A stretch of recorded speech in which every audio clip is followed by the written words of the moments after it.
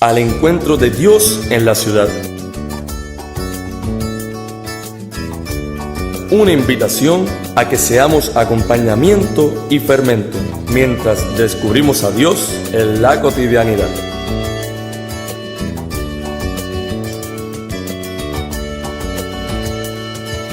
Más allá de las fronteras, más allá de las fronteras con Jesús, más allá de las fronteras,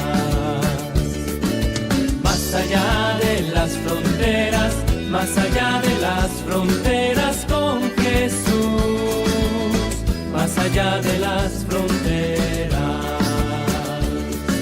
Allí donde Dios nos lleva, allí donde alguien espera, allí donde hay un hermano que la exclusión segrega, donde la muerte da vuelta y la vida se pelea, donde duerme una esperanza y la justicia espera. Más allá de las fronteras, más allá de las fronteras con Jesús, más allá de las fronteras,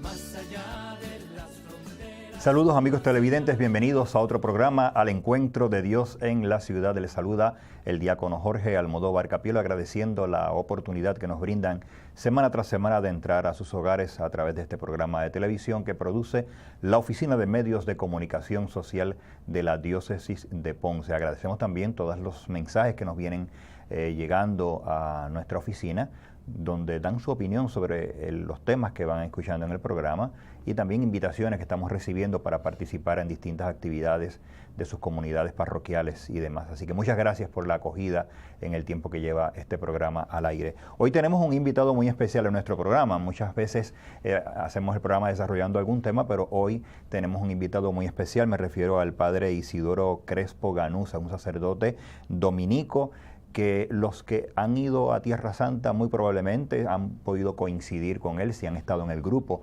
porque es uno de los guías de los grupos cristianos que visitan Tierra Santa y que por estos días está de visita en Puerto Rico y ha tenido la gentileza de estar con nosotros en el programa. Saludos, padres, bienvenido a nuestro programa. Encantado de compartir con ustedes mi fe y de compartir también pues la grata acogida que siempre dan en este país. Una alegría tenerlo con nosotros. Sabemos que estuvo en Puerto Rico destinado hace un tiempo atrás, por 5 años. Vine a sustituir a uno de los padres que daban Biblia y al principio pues estate 2 meses, 3 meses, que en cuanto se recupere, pero así se fue alargando, al final 5 años. Y en este momento está desarrollando su trabajo precisamente en Tierra Santa.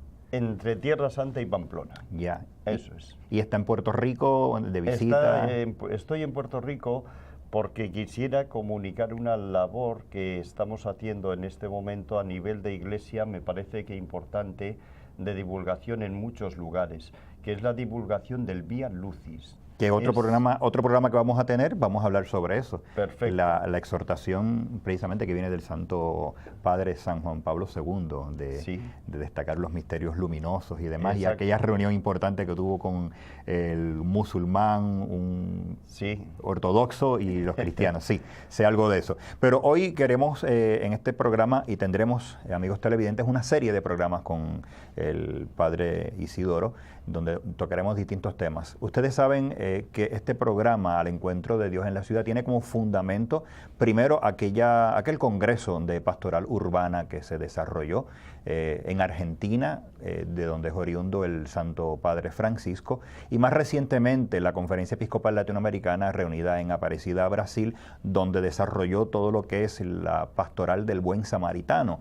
Y allí salió la frase y la invitación del Santo Padre Francisco que saliéramos al encuentro de Dios en la ciudad, que dejáramos de estar instalados y saliéramos más al encuentro de Dios en la ciudad, en lo que se llamaba precisamente la pastoral del Buen Samaritano. ¿Pero qué es el Buen Samaritano? Sabemos que es una parábola, pero tiene un fundamento muy importante. El Padre Isidoro también es experto en temas de Biblia y sabemos que podemos sacar mucho provecho de que nos pueda ir orientando sobre lo que es la pastoral del Buen Samaritano. Padre, la parábola del Buen Samaritano se utilizó como fundamento para este programa, bueno, antes como fundamento del encuentro de los obispos en Aparecida, Brasil, y la exhortación del Santo Padre desde principio de su pontificado de que armáramos líos, de que salieron fuera, de que dejáramos de estar instalados.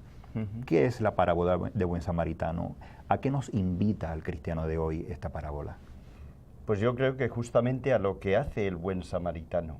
El buen samaritano lo que hace es aproximarse, hacerse prójimo del que está pasando una situación difícil y complicada. Hacerse prójimo de esa persona que nos necesita y de esa persona que quizá no conocemos de nada, como sucede tantas veces en la ciudad, pero que está en una necesidad. Y puede suceder ante esa persona como sucede tantas veces en la vida, que podemos pasar de largo como le sucede al sacerdote o al levita. Y que es curioso que el sacerdote y el levita van de camino hacia el santuario de Jerusalén para cumplir su misión religiosa de ofrecer allí el culto. Pero hay un culto más importante que lo meramente litúrgico. Lo importante es la persona. Y hay que atender a la persona, hay que atender al que está en necesidad. Pongamos en contexto, resumiendo la parábola, Sí.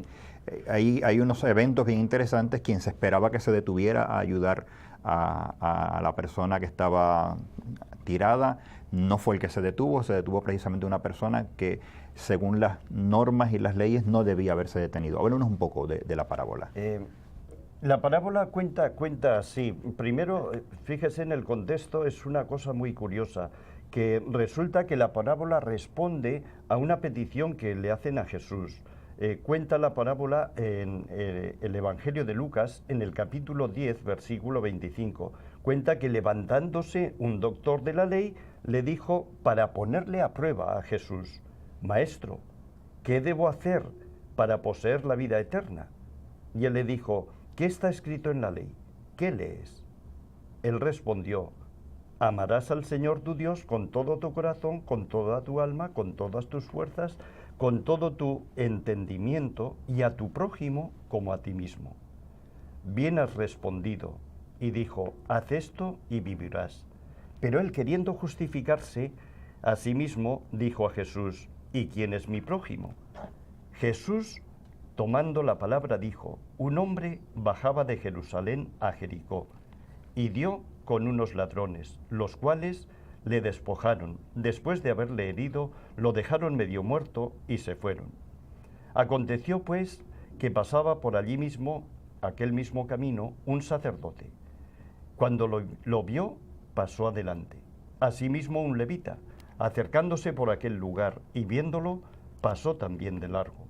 Un samaritano que iba de camino se acercó hasta él. Cuando lo vio, se compadeció de él. Acercándose, le vendó las heridas, echando en ellas aceite y vino. Poniéndolo sobre su cabalgadura, lo llevó al mesón y tuvo cuidado de él. Al otro día sacó 2 denarios, los dio al mesonero y dijo: cuida de él. Cuanto gastes de más, yo te lo pagaré a mi vuelta. ¿Cuál de estos 3 te parece que fue el prójimo de aquel que se encontró con los ladrones? Y respondió: aquel que tuvo compasión y misericordia con él. Pues ved tú, le dijo Jesús, y haz lo mismo. Es curioso que el sacerdote, si atiende a un herido, quedaba impuro y no podía ya ofrecer el culto. Entonces está cumpliendo realmente la ley. O sea, prevaleció más la intención de que iba a celebrar el culto, y no podía detenerse porque quedaría impuro y ya no podía celebrar el culto. Ya no podía celebrar. Lo mismo le sucede al samaritano. No pudiera celebrar el culto si ha tenido contacto con alguien que está herido o con la sangre. Queda ya impuro. Ese es el motivo por el que no atienden, sino que pasan de largo. Pero Jesús dice: la primera obligación cristiana es hacerte prójimo del necesitado. Esa es la gran parábola. Ese es el gran ejemplo de cómo vivir el amor cristiano. No traducir en palabras, sino en hechos. El samaritano no le dice nada al herido. Le acoge, le atiende, le cura, está con el mesonero para que le cuide, y eso es lo que significa a hacerse prójimo, justamente a hacer algo por aquel que nos necesita. Y curiosamente lo hace un samaritano, que es enemigo acérrimo siempre del mundo judío. Y sin embargo, atiende a esa persona sin mirar qué es. Mira el fondo de la persona, ¿qué es? Un hijo de Dios, una imagen de Dios. Por tanto, a ese es al que hay que cuidar. En ese hay que volcar el amor que tenemos a Dios. Viene Jesús a decir en muchas ocasiones que no venía a abolir la ley, la antigua ley de Moisés. Sin embargo, vemos en escenas como estas, donde explicita algo que aparenta estar contrario a lo que es la ley. Por ejemplo, esta relación entre el samaritano y el judío. ¿Qué enseñanza hay tras de esto? Que la ley, no todos los mandatos tienen la misma categoría. Por eso dice, ¿qué es lo primero? Amar, el amor a Dios, pero que se manifiesta en el amor al prójimo. Por eso Jesús, cuando habla del amor, habla este mandamiento y dice después, estos dos mandamientos de amor a Dios y al prójimo se resumen en uno solo, en el amor. El amor es el primer mandamiento que tiene que prevalecer sobre el resto de normas. Cuando le preguntan a Jesús, ¿cuál es el mandamiento principal de la ley? Tenían más de 600 preceptos los judíos, y entonces, ¿cuál es el importante? Pues Jesús dice, lo importante es el amor. Pero tenemos el peligro en la ciudad, por las prisas que llevamos, por las circunstancias en que nos vemos envueltos, tenemos que llegar al trabajo, tenemos que hacer esto, tenemos que atender la casa, de no atender al prójimo, de pasar de largo al lado del prójimo. Y ahí es donde necesitamos aproximarnos, hacernos cercanos a nuestros prójimos, especialmente a los más necesitados. Entonces estaremos mostrando que realmente lo importante para nosotros es justamente el amor, el atender a la persona porque es hijo de Dios, porque es imagen de Dios. Es un estilo de vida, un modo de vida, este modo de vida cristiana que nos presenta Jesús a través de esta parábola, que no es fácil. Vemos incluso las primeras comunidades cristianas que deja la impresión de que se instalaban en sus pequeños grupos. Hoy, más de 2000 años después, los obispos en Latinoamérica están invitando a una pastoral del buen samaritano. Dejaré la impresión como que no se acaba de entender el querer de Jesús con ese mensaje de amor y de acogida al otro, y que las comunidades cristianas están más cómodas instalándose que saliendo al encuentro de Dios en la ciudad. Claro, por eso es curioso que en esta parábola dice que lo primero que hace el buen samaritano es acercarse al que está en una situación difícil. Quizá lo que necesitamos hoy en la Iglesia es justamente acercarnos al que está en necesidad, acercarnos al que no está cerca a lo mejor de nuestra Iglesia o de nuestra comunidad, sino acercarnos a él simplemente porque tiene una necesidad, porque es un hermano nuestro. Por eso dice la parábola, acercándose, pasaba por casualidad por aquel lugar, pero al verlo se acerca. Los otros al verlo dan un rodeo. Al verlo, el buen samaritano se acerca hasta él. Cuando lo vio, se compadece de él.